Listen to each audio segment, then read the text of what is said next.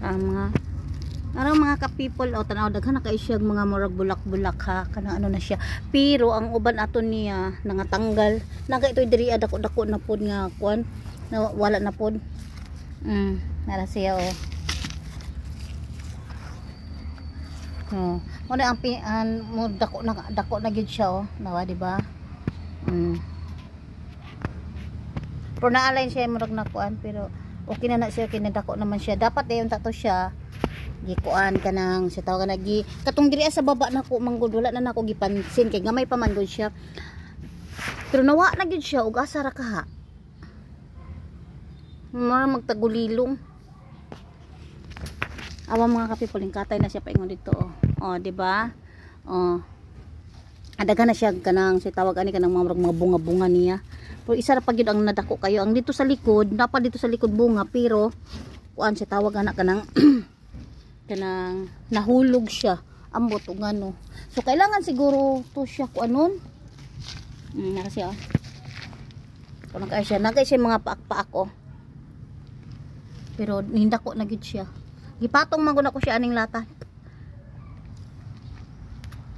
ato sa dito sa gawas tanaw na to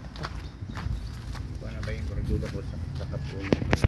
sa register ang magkuan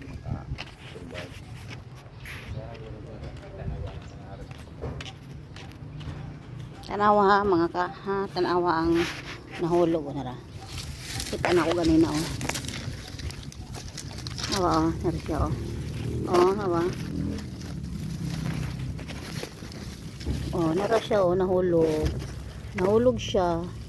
so sayang kayo kay dako na unta siya pwede na pa mo po mga bulak-bulak. So diri ni katay na siya maay diri ning abot na siya dito, pero diri tanaw na nato diri naman po diri abot na siya dito, pero abot lang dito namunga baka diri sa sulod man siya ning katay dira di ba. May tag-ingani pong ato ang mga followers no, magkatay-katay pati naghana. Ito. Dagan sagot kay dito katul kayo. Wala na namulak pa. Nagbulak-bulak pa man siya. Wala na ko kita sa iyang bulak ako. Napay talong diri tanong pumunta before di kayo kuan kayo diri kay marang mabato-batoon manggod. Diba mga ingani na siya ana na siya diba, so no need na gid na mag-ano mga kapibol mo lahi gid ning lahi gid ni mag tanom-tanom no, kay di na ka magka-problema abot sa panahon na kanang mga kuan labi na karon nagmahal ang mga paliliton dana mo ni siya diba pabungan na pud ni siya